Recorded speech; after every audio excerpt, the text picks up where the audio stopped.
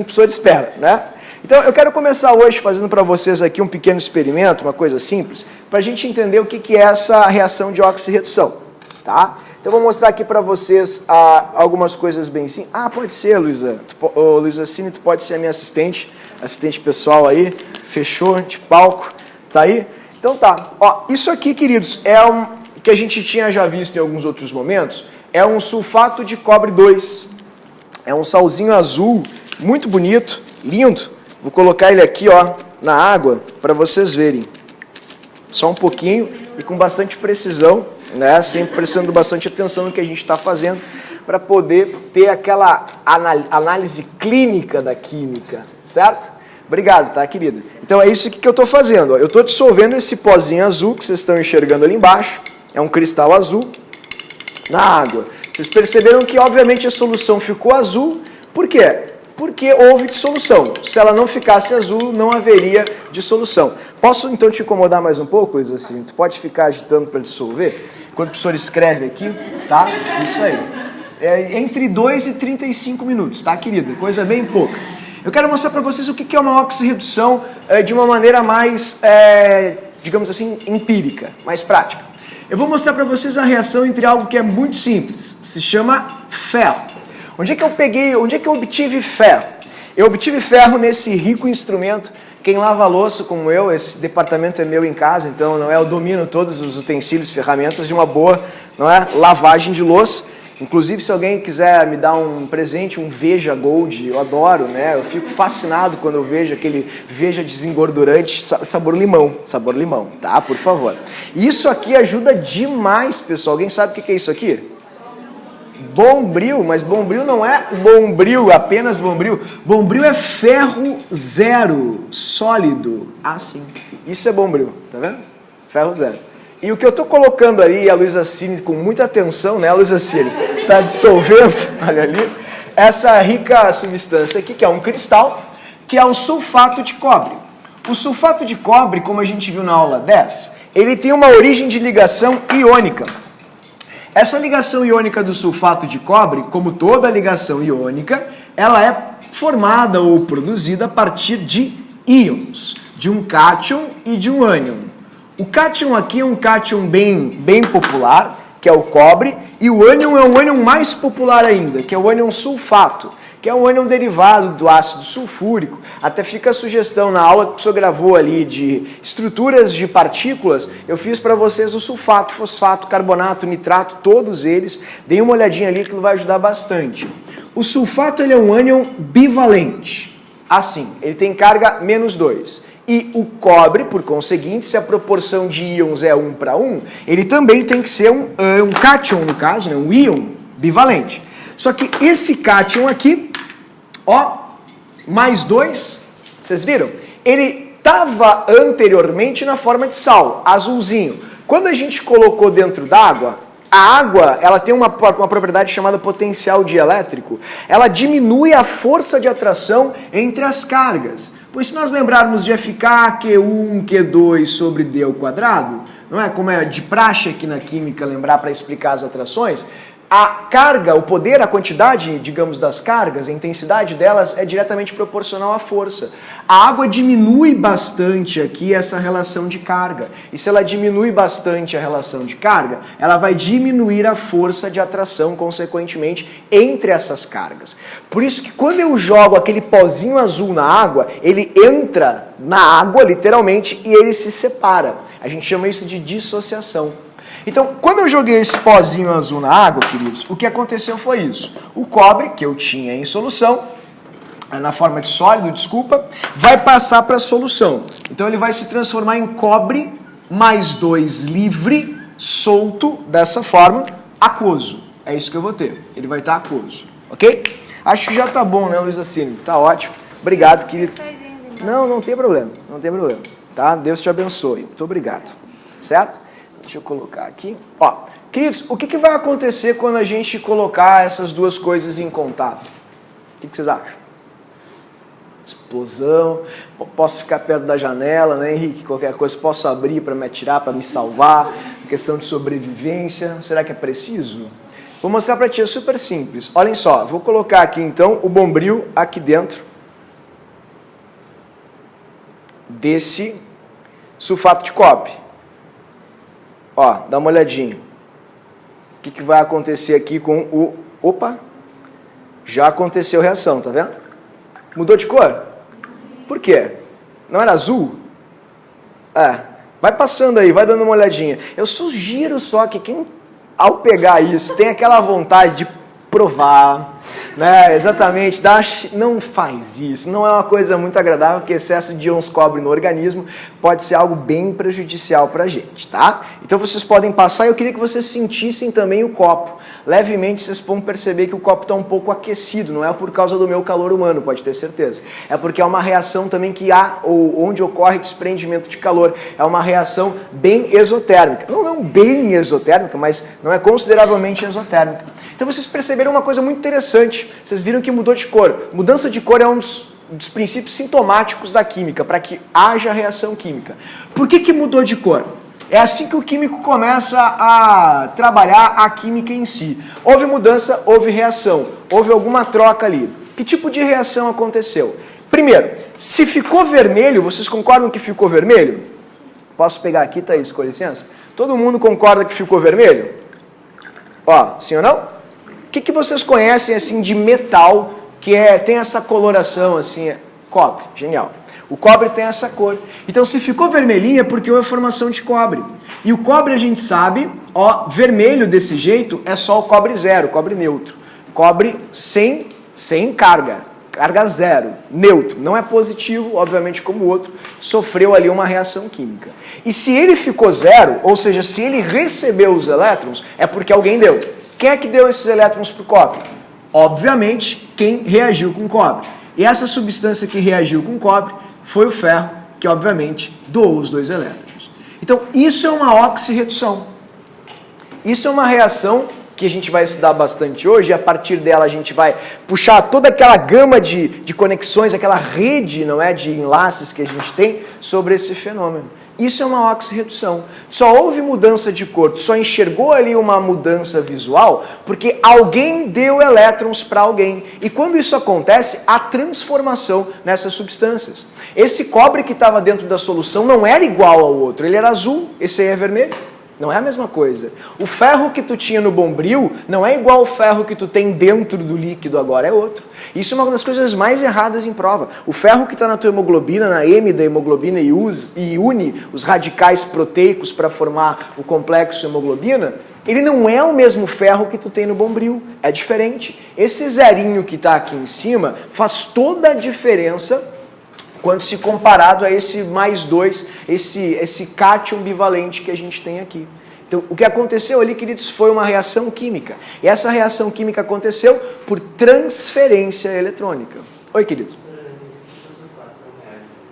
O sulfato não reage porque ele fica inerte nesse processo. Haja vista que só quem está envolvido aqui no contexto são os íons metálicos. Foi aqui que houve a mudança. Se o sulfato reagisse, por exemplo, haveria a formação de um pó amarelo, de enxofre. Não ocorreu.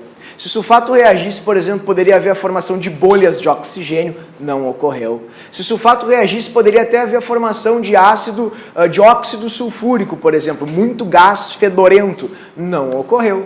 Então, se não ocorreu é porque ele não reage. E se ele não reage, ocorre literalmente aqui uma outra mudança de foco. Significa que quem pega elétron ou quem troca elétron entre si são os metais. Significa que a diferença de potencial, digamos assim, mais sensível à reação é a dos metais. Então, por que não aconteceu mudança no sulfato? Olha, porque o cobre consegue retirar elétrons mais facilmente do ferro do que do sulfato. Tem inclusive uma expressão para isso. E a expressão é, literalmente, potencial de oxidação.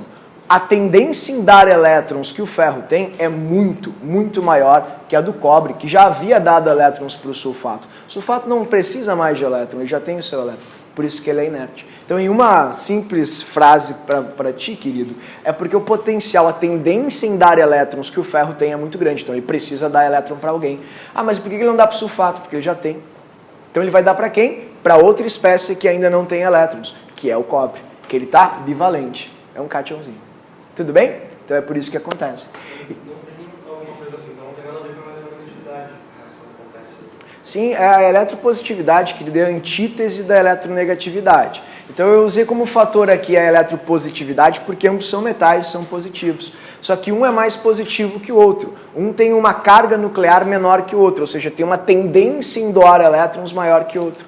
Então quando a gente coloca, duas espécies, sendo que uma tem uma tendência em doar elétrons maior do que a outra, o que a gente enxerga é o que vocês estão vendo passar por aí. Sumiram com a experiência? Ah não, tá ali com a Suela. Tudo bem? Foi isso que aconteceu. O sulfato está estável, essa é a forma estável do sulfato. Genial. Tudo bem, pessoal? Me fiz entender? Então é isso que a gente vai estudar. A gente vai estudar uma reação onde ocorre transferência de elétrons. Eu queria mostrar para vocês com bastante clareza, ocorre transferência eletrônica. Vocês conseguiram notar que existe uma grande diferença entre esse bombril agora vermelho que tu está vendo e o inicial? Todo mundo consegue entender? Todo mundo consegue entender que o que aconteceu ali foi isso aqui, ó. Vou colocar o desenho para ti. Transferência eletrônica de elétrons. O que aconteceu foi justamente isso aqui. Vou mostrar ali para vocês enxergarem isso, que é bastante simples. Foi justamente isso aqui, ó. Deixa eu peguei até uma fotinha aqui. Tá vendo? Só troquem o ferro por zinco, zinco por ferro. Tá vendo? É a mesma coisa. Quando eu coloquei o bombril, eu tinha átomos de ferro aqui e íons de cobre aqui. Quando o íon de cobre encostou no ferro, o íon de cobre roubou os 2 elétrons do ferro, porque o ferro tem uma tendência em doar elétrons bastante acentuada. Quando acontece essa troca não é só teórica, não é só no quadro. Quando acontece essa troca, o íon de cobre ele se transforma no cobre metálico. E o cobre metálico ele é diferente. Ele é acobreado, ou seja, ele é avermelhado. Ele é um bom condutor elétrico, tanto que é assim que a gente faz para obter cobre, por exemplo, para fazer fios de luz. É a partir de reações de oxirredução dos minérios de cobre. Então, toda essa camada vermelha que tu enxerga sobre o bombril, são vários átomos de cobre que começam a ganhar elétrons na superfície do material, que é uma outra informação que é muito comum nessa parte. Alguém poderia me explicar por que é na superfície do material que ele se deposita? Onde o íon de cobre pega elétron? De quem que ele pega elétron? Do ferro. Então ele vai pegar elétron de que ferro? Daquele que está mais lá no interior, mais no fundo? Não, ele vai pegar da superfície. E quando ele pega o elétron e troca, literalmente, de forma, ele vai fazer essa troca na superfície. Portanto, sempre há deposição de cobre metálico na superfície do material. Porque é na superfície que tem o contato entre o íon e o metal zero, o metal neutro. É ali que ocorre o contato e a troca de elétrons entre os dois. Tudo bem? Por isso que é sempre dessa maneira que vocês vão enxergar esse processo. Certo, queridos? Então, isso é uma oxirredução. É uma reação química bem pontual onde ocorre transferência de elétrons. Então, em princípio, a grande maioria sim. Fica bem quente, exatamente. Talvez uma ou outra que eu desconheça não seja, mas a grande maioria das reações de oxirredução populares são todas exotérmicas. Tanto que toda combustão é uma oxirredução e, obviamente, é muito exotérmica, né? Então, tá aí, pessoal. Esse é o processo. Se vocês observarem bem, deixa eu tirar esse troço aqui que está um pouco nojento. Eu vou colocar aqui no cantinho. Oi. Ele disse que a produção de energia elétrica... Aí, deixa eu passar essa pergunta para vocês. Se houve transferência de elétrons, os elétrons saíram de um lado e foram para outro, né? Como é que a gente pode chamar esse movimento de elétrons de uma DDP para outra, ou seja, de um ponto para outro? Quando os elétrons saem correndo de um lado para outro, como é que a gente... corrente elétrica. Então, há produção de corrente elétrica? Sim. Tá, mas e por que eu não tomei choque aqui? Porque a gente só não canalizou essa corrente elétrica num circuito. Se eu canalizasse num circuito, a gente teria choque. É o que acontece numa pilha. A pilha canaliza isso na forma de um circuito. Tudo bem? Isso aqui é uma pilha, literalmente. O que eu fiz aqui é uma pilha, literalmente. Se eu conseguisse encadear, por exemplo, na forma de um circuito, eu literalmente obteria energia suficiente para ligar alguma coisa. Exatamente. Eu queria perguntar uma outra coisa para vocês. Vocês perceberam que a cor mudou? Ela está mais forte ou mais fraca? Alguém poderia me explicar por que ela fica mais fraca? Porque o Enem perguntou isso, inclusive. Quem é que dava a cor azul? Ficou azul porque eu coloquei quem aqui dentro? Mas qual dos cobres? Tem 2 cobres. É o 0 ou mais 2? O mais 2. O cobre mais 2, ele está sendo produzido? Ele está à direita da flechinha ou está sendo consumido? Está à esquerda da flechinha. Consumido. E se ele está sendo consumido, sumido, ele está desaparecendo, a cor azul fica mais intensa ou mais fraca? Mais fraca. Cuidem isso. Nunca esqueçam que essa questão vai cair em alguma prova que vocês vão fazer. É uma das coisas mais clichês da parte de química, pode ter certeza. No caso transparente, porque foi totalmente consumido, todo o cloro. O cobre. Tu lembra, inclusive, que tinha uns pedacinhos que ficavam no fundo? Ó, mal tem muito pouca coisa. Agora eu vou fazer uma outra coisa para vocês, tá? Deixa eu ver aqui. Com licença, Luiz, assim. Hoje eu me senti um pouco, não posso te dizer, foi uma espécie de preconceito. Me senti como um fumante aqui embaixo, porque tinha um senhor ali de idade mais avançada, que era um fumante inveterado. Ele pediu 2 derby vermelho. Nem sabia que tinha isso ainda, nem sabia, né? E aí tá. Aí chegou 2 alunos e eu pedi um isqueiro, porque eu precisava de um isqueiro para fazer a experiência. Aí tinha 2 derbys vermelhos e um isqueiro. E eu, assim, porque o senhor foi pegar, sei lá o que ele foi pegar do lado. E aí o pessoal falou assim, oi, senhora. Aí eu deve sentir criminoso, me sentia uma coisa horrível, né? Mas olha então, o isqueiro é para isso, eu precisava de um isqueirinho para mostrar para vocês uma outra coisa. Ô, Giovana Caldeira, preciso de você. Sinta o peso disso. Sinta o peso disso. Sentiu? Tá diferente, né? Como tu é sensível. Isso aqui não deve pesar nada, né? Mas tudo bem. Vou mostrar uma coisa para vocês muito simples. Ferro pega fogo? Ferro queima? Se eu pegar um prego e botar fogo, ele pega fogo assim, igual o papel? Não. Mas isso aqui é o quê? Isso aqui pega fogo? Ferro queima, então. Sim ou não? Sim. Por que o ferro do prego não queima e esse ferro queima se é a mesma coisa? Área de contato ou superfície de contato. Eu gostaria que vocês me dissessem quem é que está fazendo essa reação aqui. Por que quando eu... quando eu começo a soprar... Quando eu começo a soprar, começa... Eu fico meio tonto. Não é engraçado, é triste. Quando eu começo a soprar, ele começa a queimar mais. Por que ele queima mais? Quais foram as 2 coisas que reagiram aqui agora? Isso, agora eu vou fazer uma pergunta para vocês.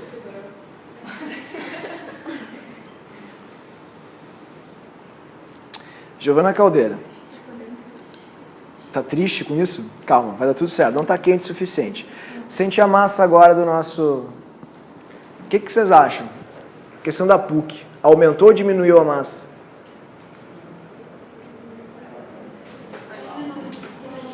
Pensa um pouquinho aí. Essa é uma outra reação de oxirredução que eu fiz questão de trazer para vocês e trazer inclusive essa pergunta, que já foi feita inúmeras vezes e ela é bem simples, se tu parar para pensar um pouquinho. O que aconteceu ali, queridos, foi isso aqui, ó. A gente tinha ferro do bombril, que é ferro 0, e reagiu, como vocês mesmos disseram, com fogo. Fogo não é elemento, né? Lembra disso? É água, fogo, terra, ar, coração. Não, fogo não é elemento. Fogo é só a energia de ativação que eu proporcionei ali à reação para que o oxigênio do ar reagisse com o ferro. Então a reação que aconteceu foi essa. Oxigênio do ar, tá vendo? Que é gasoso, ele é neutro, desse jeito, reagiu com o ferro dessa maneira. E quando eles reagiram entre si, formou-se então essa rica substância que é o Fe2O3. E aí eu vou pedir mais uma vez para que vocês me ajudem a entender esse dilema, que foi um dos grandes fatores assim de partida para a elaboração das leis ponderais, desde o Antoni Lavoisier e da Marie, sua esposa, até o Prost também, porventura, né, por hora, ali também o Dalton. Então eu queria perguntar para vocês, queridos, como é que fica a massa? Maior ou menor? E por quê? Ou não muda? O que vocês acham? Isso, na natureza nada se cria, nada se perde, tudo se... então deixa eu fazer uma pergunta. Isso aqui que eu tinha antes na mão e a Giovana Caldeira segurou e sentiu e percebeu a massa, ela era só isso aqui, sim ou não? Tá, agora isso aqui que tem aqui, com licença, Giovana Caldeira. Isso aqui, ó. Isso aqui Isso aqui, tá? Mas, eu sei, eu estou fazendo teatro. Isso aqui, só para ver se o pessoal tem compaixão de mim. Isso aqui, tem só ferro? Qual é o estado físico disso aqui? Está escrito ali. Sólido. Então todo sólido está aqui. Tem só ferro aqui dentro? Foi incorporado o quê? Ah, então é mais alguma coisa que foi incorporada ali? Sim. Então a massa aumentou ou diminuiu? Aumentou. Grava isso. Esse é o problema da única referência universal lá do sul da França, lá do sistema internacional, que é o Escritório Internacional de Pesos e Medidas, tem no sul da França. A única referência que ainda é física é o peso. Não tem mais a referência elétrica física, o metro não é mais uma barrinha de platina. E a platina que eles têm lá, dentro de um recipiente super bem cuidado e tal, vedado a vácuo, já tem mais de 100 anos. O que aconteceu? O oxigênio do ar reagiu com o quilo, que é a nossa referência de peso internacional, o quilo, e aí o quilo, a platina começou a incorporar oxigênio. Então aquele quilo está mais pesado. Tecnicamente, então, nós estamos mais leves, porque o quilo está mais pesado e a nossa massa não é tão grande quanto esse quilo oxidado que foi alterado. Vai cair isso, porque esse ano os físicos vão se reunir para trocar esse peso, esse pezinho de 1 kg, que é um cilindro bem pequenininho de platina, que a gente vai ver bem em estequiometria, inclusive. Tudo bem, queridos? Então, a massa aqui no final ficou maior, por quê? Porque o ferro, ao sofrer reação, acabou, prestem bem atenção, incorporando o oxigênio. Tudo bem? E observem que essa reação também foi uma reação de transferência eletrônica, de transferência de elétrons. Vocês querem ver? Oi, querida. Não, perguntas não são idiotas. Tu queimou o ferro. Sim. Então, posso dizer que é uma reação de combustão? A pergunta é maravilhosa, maravilhosa essa pergunta. É tudo uma questão semiológica, ou seja, de semântica. Combustão, o prefixo de combustão, vem justamente da palavra combustível. A gente usa combustão para substâncias que são combustíveis naturais e comuns para o dia a dia. É só uma questão de expressão.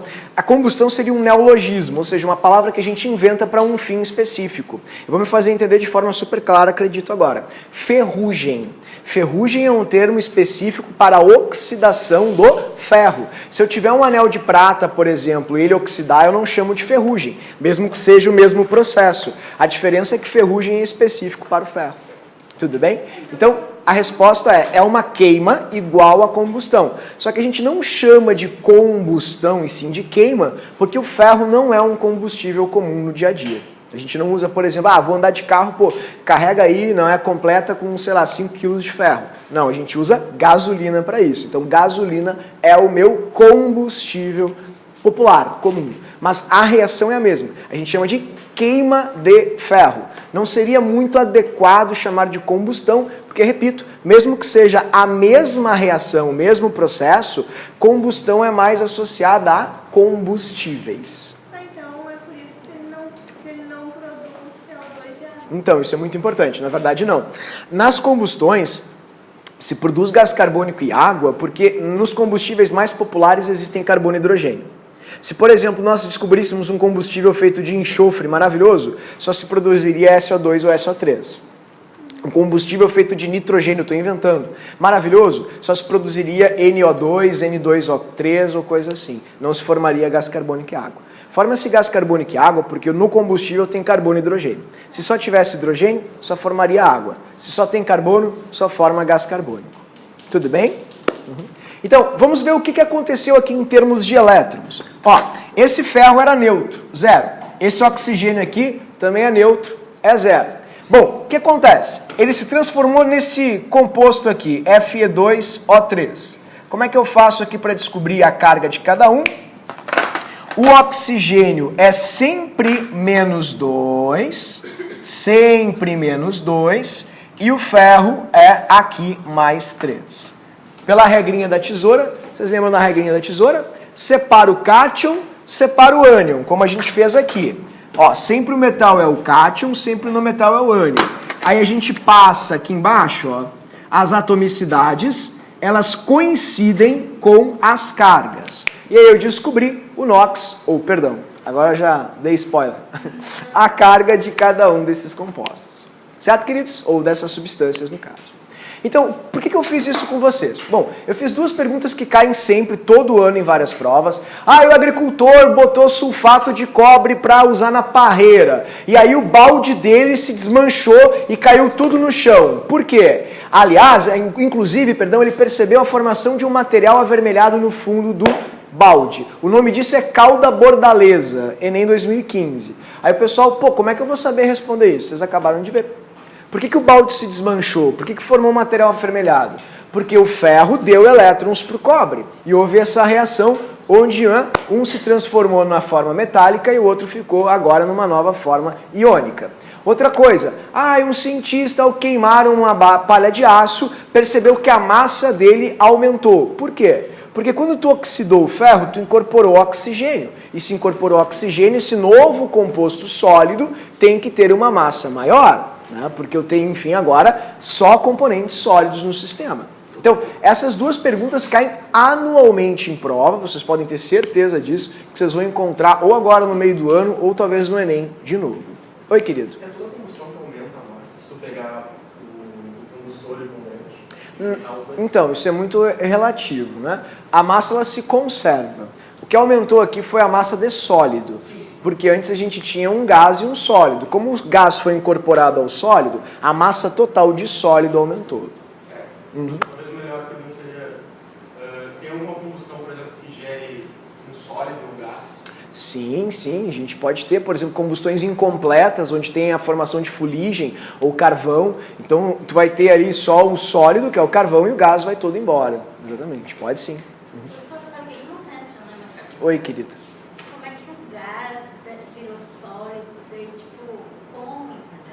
Porque o gás reagiu com o átomo de ferro e formou uma nova substância. É uma substância diferente, Fe2O3. Tu tinha átomos gasosos que ficavam todos bem soltos, bem, enfim, livres de oxigênio, e o átomo de ferro aqui.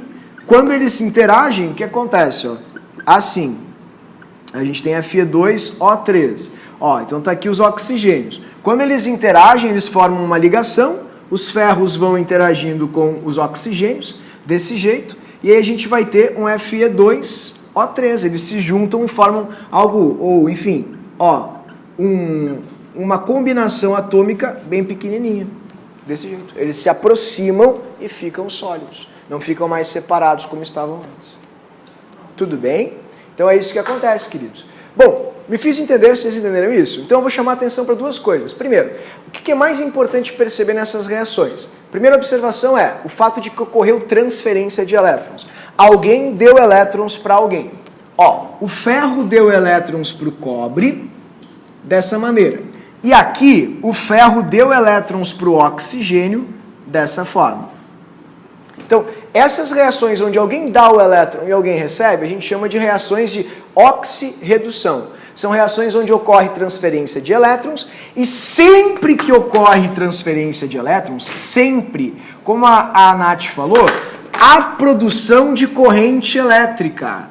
Há produção de corrente elétrica. Tem uma questão da URGS de 2008, se não me engano, que pergunta assim: marque a alternativa abaixo onde há produção de corrente elétrica. Ninguém sabia responder. Aí o pessoal dizia: mas eu não decorei que reação produz corrente elétrica.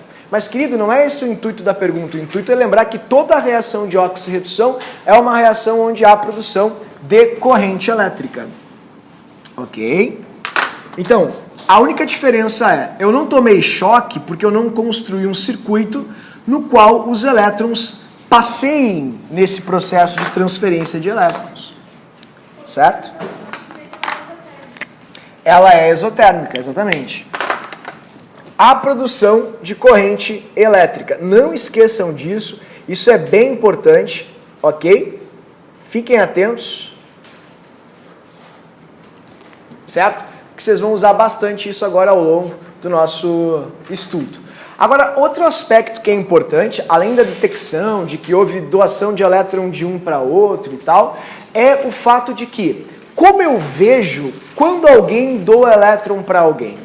Como é que a gente faz para perceber isso? Como é que eu consegui perceber, por exemplo, que foi o ferro que deu elétron para o oxigênio? digere essa pergunta. Como eu consigo perceber que foi o ferro que deu elétrons para o cobre? Vai digerindo essa pergunta. Eu vou tentar te construir, na verdade, te mostrar essa resposta. Sabe por que eu consegui perceber? Porque eu olhei antes a carga do ferro e a carga do cobre. A carga do ferro aqui era zero, ou seja, era um ferro neutro, por isso que ele é sólido. E aqui a carga dele, do cobre no caso, é iônico, né? Ele é um cátion, mais 2. Depois que a reação aconteceu, formou-se cobre zero, que é o cobre neutro. E eu percebi isso porque houve a produção de um material avermelhado na solução, que é indício de formação de cobre metálico. Então o cobre saiu de cobre mais 2 e foi para cobre zero, dessa maneira. Então se ele tinha antes 2 elétrons a menos e depois ele não tem elétron faltando, é porque alguém deu elétron para ele. Se o ferro antes estava zero, neutro, não tinha mais ou menos elétrons em relação aos seus prótons, e depois ficou com 2 elétrons a menos, por isso que ele é ferro mais 2, né? Se ele tem, se a carga é ferro mais 2 é porque ele tem 2 prótons a mais. Se ele tem 2 prótons a mais, não foi porque ele ganhou prótons. A única partícula que é doada ou recebida na química é o elétron. Então, se ele tem 2 prótons a mais, é porque ele perdeu 2 elétrons. Tá, então, se ele perdeu 2 elétrons, ele perdeu para quem? Para o cobre. Oi, Gustavo, pode falar. Se ele está em solução aquosa, ele tem que estar ionizado. Se ele não está ionizado, tu vai enxergar um prego dentro da água, tu vai enxergar um bombril dentro da água, senão ele não está ionizado, não está em solução. Sempre em solução aquosa ele é iônico, querido. Muito bem.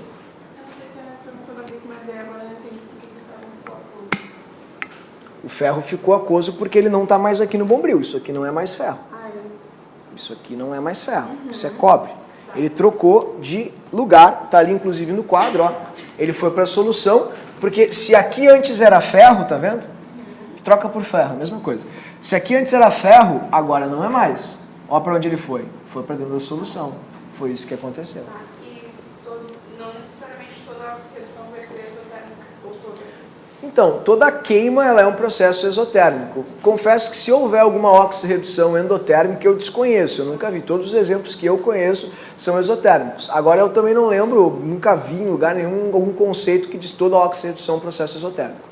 Né? Confesso que eu não sei, né? Nunca ouvi falar nada sobre isso e nos livros também não tem nenhuma referência. Todo o processo de oxirredução é um processo exotérmico, que é exotérmico sempre é um processo de queima, que é um processo de oxirredução. Tudo bem? Oi? Se eles quiserem te dar alguma oxirredução e perguntar se é endo ou exo, tu sempre vai ter uma oxirredução bem simples para falar sobre, tipo uma queima de carvão, queima de combustível, é algo bem fácil mesmo para deduzir, certo? Então, queridos, esses foram os nossos dados empíricos. Então, a primeira coisa que eu observei contigo foi, ocorre reação, check. Segundo, há transferência de elétrons, check. E no nosso checklist, a última coisa que é essencial é, para eu saber que houve ou ocorreu tudo isso, houve tantas mudanças, eu preciso ver as diferenças de cargas. E para eu ver as diferenças de carga, existe uma regra super fácil, muito simples na química, chamada de NOx, que é o que a gente vai ver agora. Certo?